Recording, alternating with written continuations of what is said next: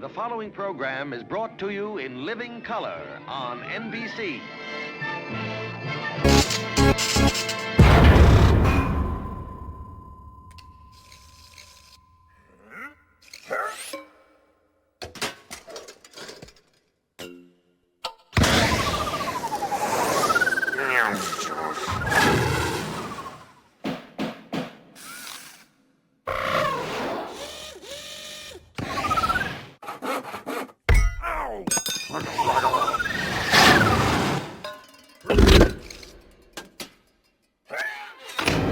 In living color on NBC.